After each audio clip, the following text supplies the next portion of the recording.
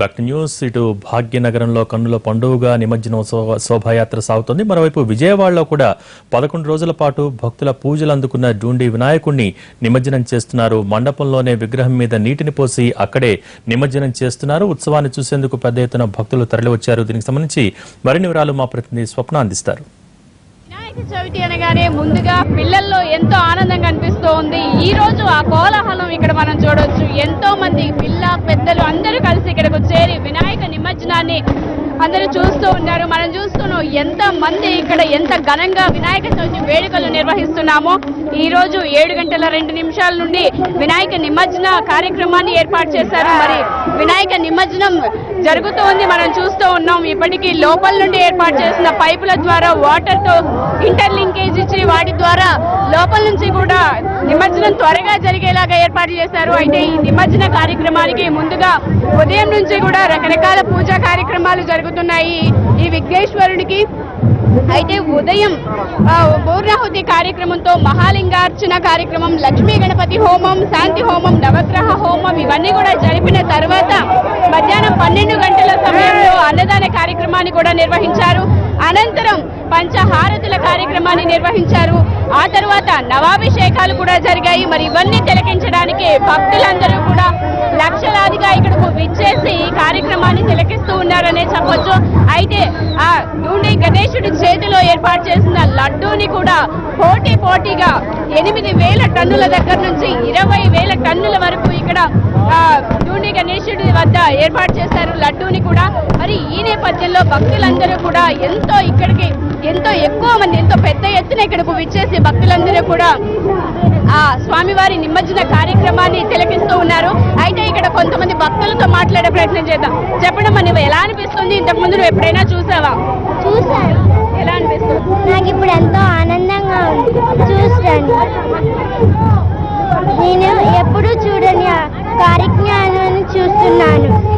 చెప్పండి, మీకు ఎలా అనిపిస్తుంది? చాలా హ్యాపీగా అనిపిస్తుంది. ముందు లాస్ట్ ఇయర్ 64 పెట్టారు, ఈ ఇయర్ 72 ఇంచెస్ పెంచారు.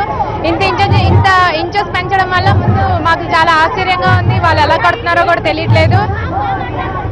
చాలా ప్రౌడ్గా ఉంది. ముందు విజయవాడలో పెట్టారంటే చాలా ఆనందంగా కూడా ఉంది మాకు.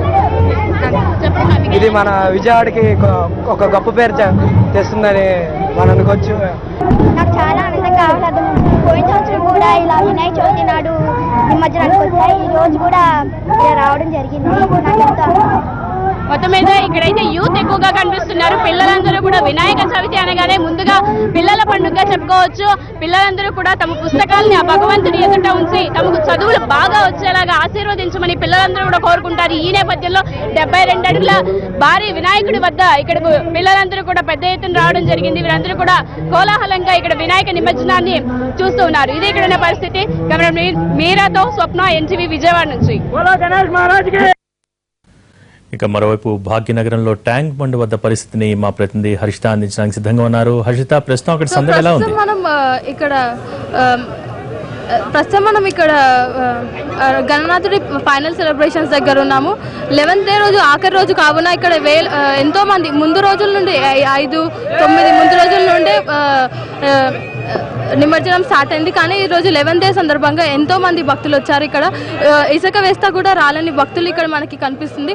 ఉదయం 11 గంటలకి నుండి ఇక్కడ ఖైరతాబాద్ వినాయకుడి నిమజ్జనం అయింది. అయినా కానీ ఇక్కడ మనకు రే నెంబర్ 4 దగ్గర ఎంతోమంది భక్తులు నిమజ్జనమైన ఖైరతాబాద్ గణేష్ని కూడా చూడడానికి ఎంతోమంది భక్తులు ఇక్కడికి విచ్చేస్తున్నారు.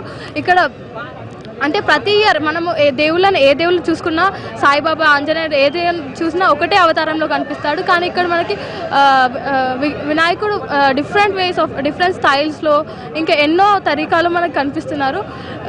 ఇక్కడ కొన్ని ఇప్పటివరకు 500-600 గణేశులు వచ్చారు. ఇంకా 4 వరకు ఉదయం 2 o'clock 3 o'clock వరకు కూడా ఇక్కడ మనకి ఇలానే కొనసాగే పరిస్థితి కనిపిస్తుంది. ఇక్కడ మనతో ఎంతో మంది భక్తులు ఉన్నారు. ప్రస్తుతం మన దగ్గర వీళ్ళని అడిగే ప్రయత్నం చేద్దాం. అమ్మ, చెప్పండి, ఇక్కడ ఎలా అనిపిస్తుంది? బాగా అనిపిస్తుంది. ప్రతి ఇయర్ వస్తారా? ఈ సంవత్సరం బాగుంది. ప్రతి సంవత్సరం వస్తారా? ప్రతి సంవత్సరం ఇక్కడ ఉండం మేము. ఖైరతాబాద్ గణేశుని ఈసారి ముందే నిమజ్జనం కదా, ఎలా ఫీల్ అవుతుంది? ఈ ముందటి కన్నా ఈ సంవత్సరం బాగానే ఉన్నది. ఎందుకంటే ఇప్పుడు ఈ టీవీ ద్వారా అందరు చూస్తున్న వాళ్ళందరికీ అయితే తెలుస్తుంది ఇక్కడ మార్పు రాలేదని చాలామంది అనుకుంటున్నారు. బట్ ఇక్కడ చూస్తున్న విగ్రహాలను చూస్తే చాలా ఈకో ఫ్రెండ్లీ వినాయకులను వాడుతున్నారు. సో ప్రజల్లో చాలా చైతన్యం వచ్చిందండి. సో ఇలాంటి